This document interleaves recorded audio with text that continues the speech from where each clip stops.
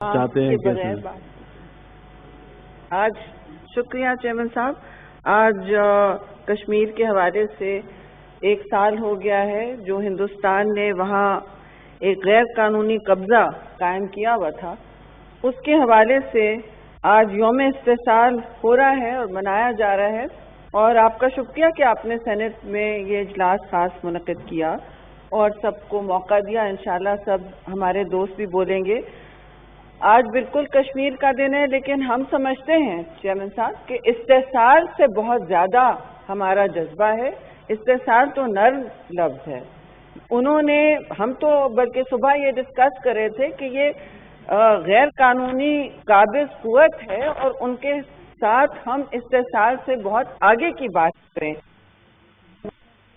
कश्मीर में वो illegally Indian occupied Kashmir में वो मैं समझती हूँ दुनिया का सबसे बड़ा लैंड ग्रैब यानी जबरदस्ती का कब्जा है। इसकी अहमियत 3 चीजों में है, लेकिन सबसे पहले मैं ये कहूंगी क्योंकि मिनिस्टर ने बड़ी बात की कि कश्मीर बनेगा पाकिस्तान। इंशाअल्लाह आपका जो सियासी मैप भी है उसकी भी मंतिक समझ आती है, क्योंकि वहां से भी बना है। हिंदुस्तान ने भी पूरे आजाद कश्मीर को अपनी जद में अपने पॉलिटिकल मैप में ले लिया है। लेकिन खास तौर से पीपल्स पार्टी की नजर में और मैं समझती हूँ सारे पाकिस्तान की नजर में ये कश्मीरी आइडेंटिटी और शनाख्त और उनके हक खुदरादियत का मामला है। बुनियादी तौर पर this is about the Kashmiris' right of self-determination, right? And allow me to speak in English because I think the whole point of all such gestures is that our thoughts be conveyed internationally and principally. I have written an article also. I would urge you to read it in the news. I have principally appealed to the West because they are the ones who have brought to the fore a human rights philosophy, a universal declaration on the rights of man at the United Nations, and they hold the entire world accountable. मैं OIC के बारे में बात ही नहीं करूंगी, उनका क्या दर्जा रहा है, उनका क्या स्टैंडिंग रही है, उस पर हम सब बात कर चुके हैं, कभी ऊपर कभी नीचे। लेकिन मुस्लिम उम्मा ने कम मलेशिया रहा है साथ खड़ा हुआ और तुर्की रहा है और पाकिस्तान की तो जिम्मेदारी बनती है। लेकिन आप सोचें कि आप जब मैसेज करते हैं कि ये हमने मैप इशू कर दिया, ठीक है, but please explain to the people of Kashmir who have fought very hard and continue to face the bayonet of an ethnic cleansing, fascist, rogue Prime Minister of India right now.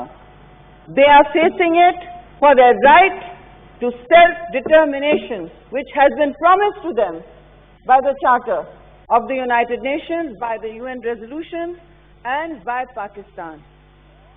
And it has actually also been promised to them by India, who has taken these unlawful and illegal actions. Now, when you issue a map, we hope that that is what the Kashmiris will choose. And the same way, India is trying to change the political nature of the game. So I want to warn all our friends everywhere, even in Pakistan and internationally, all friends of Kashmir, that there is a clock on Kashmir right now. For many years, they have suffered and faced brutality, state torture, rape. Now you have mass graves. Many human rights reports have come out, but they have been buried. What has happened? This last year, has been extraordinarily difficult for the Kashmiris. Why? Because not only were they already in a lockdown, then they had COVID-19. They have been in curfew. They have been unable to reach hospitals. They have been unable to speak out. And what has been happening for this one last year? एक साल से क्या हो रहा है साहब? वहाँ उनकी मीडिया की भी आवाज बंद कर दी गई है। शुरू में जब भारत ने ये गैर कानूनी काम किया तो सारी दुनिया की तवज्जो मबजूल हो गई थी, सारी दुनिया की तवज्जो मबजूल हो गई थी और भारत को का खुद इस्तेहसाल हो रहा था। हमें तो इससे बहुत ज्यादा करना चाहिए। भारत का उस वक्त इस्तेहसाल हो रहा था, तो उन्होंने फिर क्या किया? कोविड की आड़ में उन्होंने मीडिया पर खासतौर से कश्मीर में सख्त कड़गन लगाई। New laws have been created in India under the guise of COVID-19.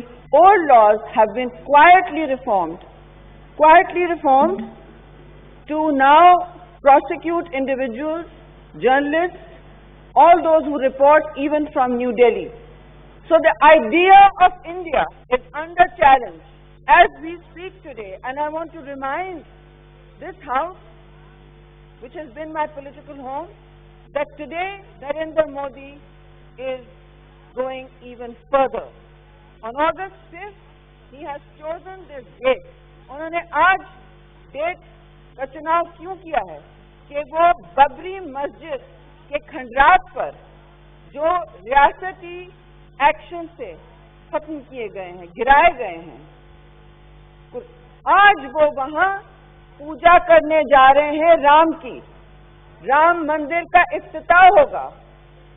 सारी राष्ट्र सेवक सेवम सारी वहां पहुंचेगी। RRS and Sangh Parivar, the RSS and the Sangh Parivar will be in full cry today, and today the idea of India as enunciated in their constitution is under critical challenge because they have chosen August 5th. So it's not just their internal problem. कुछ लोग कह रहे थे वो उनका अंदरूनी मसला है, वो वहाँ क्या करें। हमें कोई छोड़ता है हमारे अंदरूनी मसलों के साथ? कैसे अंदरूनी मसला है? They have chosen August 5th to do this on the crumbling stones of a century-old Muslim mosque.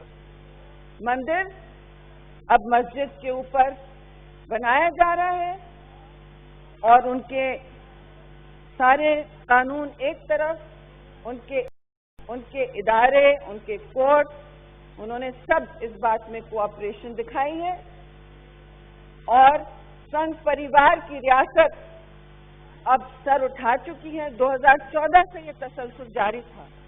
उन्होंने अपने मैनिफेस्टो में कहा था हम ये स्पेशल स्टेटस हटाएंगे। तो कश्मीरी अवाम ने अपने बलबूते पर जो उनको जवाब दिया उससे वो भारत सरकार सख्त सख्ते में चली गई। They did not expect such a people to rise, and they rose, and the world saw that they rose and rejected this forced takeover. And it is an attempt because we do not accept it and the Kashmiris do not accept it. Until the Kashmiris don't accept anything, nothing is going to be written in stone. I appreciate that the line of control is still a dotted line because that is between the two Kashmirs.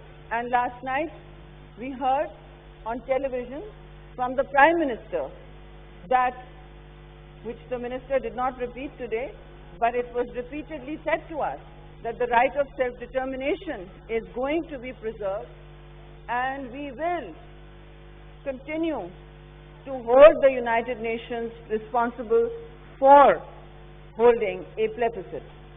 Very good. What is Narendra Modi doing to change that? He has also issued a political map of India in which Azad Kashmir has been subsumed, in which Muzaffarabad has gone in. Now they tell you the weather of Muzaffarabad. Now India tells you the weather in Muzaffarabad and also parts of Gilgit. That's all showing in their map, and we have now our own map. But what is going on the ground for the Kashmiris? Is 1 minute of silence going to fix that? I don't think so. and that should not even have been mentioned. मैंने तो कल कहा भी था. But we are not advocating ever for a military solution. There is no military solution to any problem, as we all know. But India has taken military action. It has taken other action. And for the last 1 year, there is silence in the valley. Valley में खामोशी है. खामोशी क्यों है? क्योंकि जितने भी unionist भी वहाँ सियासी कायदीन थे, चाहे वो PDP हो, चाहे वो नेशनल कॉन्फ्रेंस हो, वो सब प्रिवेंटिव डिटेंशन में है. इन कवानीन का हमें पता है ना. वो प्रिवेंटिव डिटेंशन में, वो कस्टडी में हैं, जेलों में हैं, और जेलें भरी हुई हैं बेनाम कश्मीरियों से, और उनके कब्रिस्तान भरे हुए हैं बेनाम कश्मीरियों से. तो उनके साथ जो हो रहा है, आगे आप देखिए, नरेंद्र मोदी ने जो डोमिसाइल सर्टिफिकेट्स इशू करना शुरू किए हैं, 25,000 वहाँ हिंदू लाए गए हैं, उनके लैंड ओनरशिप लॉज बदले गए हैं. 25,000 Hindus have already been brought into the valley. The attempt is to change the demography. So in case anything ever comes up, if there's a plebiscite, if there's a question of a plebiscite, and India is called to take action by the powers that have forgotten this people, by the United Nations and the international community that has forgotten Kashmir, and it is an act of willful forgetting. He will just say, well, now we have enough Hindus, and those will be the ones voting otherwise.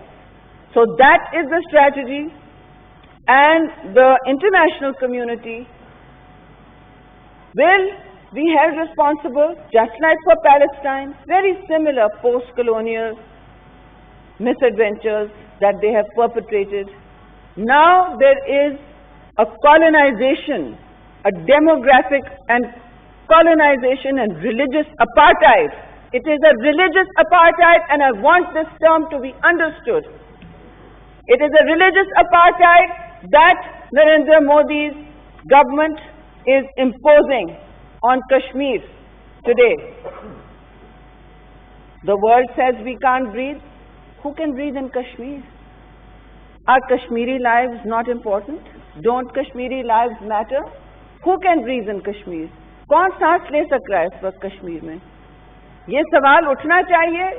और आज 1 minute के silence के बजाय पाकिस्तान कहता कि हम एक international Blitz कर रहे हैं. आज हर एम्बेसी हमारी बड़ी, खासतौर से यूएन में है, जो न्यूयॉर्क में है और जो जिनीवा में है, उनको चेयरमैन साहब बड़े बड़े वेबिनार्स करने चाहिए थे. अब तो इस दौर में तो हर चीज सेमिनार वेब पे होती है.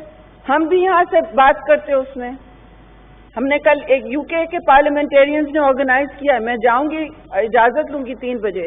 कल भी हो रहा है, आज भी हुआ है. यहाँ कोई ब्लिट्सक्रीग नहीं हुआ है. There should have been a blitzkrieg today. बस 3 पूरा हफ्ता चलते बड़े बड़े सेमिनार हम दे सकते हैं एक्सपर्ट्स और सिविल सोसाइटी के नाम. दुनिया सुने और दुनिया बोले. ये इस वक्त का मुतालबा होना चाहिए. और मैं आपके सामने एक उम्मीद की किरण जरूर रखना चाहती हूँ, और हमें ये भी देखना चाहिए, and the West should also take note. If mainstream Indians now are beginning to take note of what Narendra Modi is saying, then perhaps the international community might want to stop this willful act of forgetting. This is absolutely willful. It is not involuntary. It is a voluntary act of amnesia. It is an erasure of a whole people's identity. It is an erasure of history. And Narendra Modi is making sure it's an erasure of the idea of secular India. That is their call. But it is affecting the very lives and deaths of Kashmiris as we speak. And I want to take the liberty, if you're quickly permission, because everybody wants to speak, of pointing out this report that has come out. It's called a human rights report on Kashmir. And today it is written by a group of mainstream jurists, of academics, of lawyers, of journalists who risk their lives, and they have said that Narendra Modi's India is damaging Kashmir, it is imprisoning their people, and it has made Muslims, this is another person saying, Indian saying, the eternal, unforgivable other. There is no forgiveness. The Muslim is the other in secular India, and had any other country done this, 2 nuclear countries, Kashmir lying in between, it would have been considered rogue action, because it is still disputed territory, and they have tried to change international law, they have flouted international norms, and they have still started to move different people into an area where the law cannot be challenged. The domicile law nations must act to challenge this law as well. We seek a statement, and we seek a statement from our UN representative, who should be seeing the UN Secretary General for this, and they can do it tomorrow, they can do it day after. But the ethnicity and the identity of Kashmir is being changed under our nose by a fascist, anti-secular Narendra Modi. And in any other place in the world, this would be called a rogue state, and sanctions would be in place for the rapes, the murders, the changes in the law. You can hold people for 2 years with no charge, no trial, and half of Kashmir has disappeared. And that's okay to do business with? How is that okay to do business with? How is the world doing business with India? Does economic power trump everything? What has happened to the philosophies of the French Revolution and the American Declaration of Independence, which is bedrocked? The bedrock of all of that is Greek thought from Cicero, from Aristotle, from the French Revolution, Voltaire, the Renaissance, all of that thinking. I've documented it here. And we can't just be told what to do with our lives. India must be taken to task. And India must be told by the United Nations that this kind of religious apartheid and ethnic cleansing in Kashmir is unacceptable.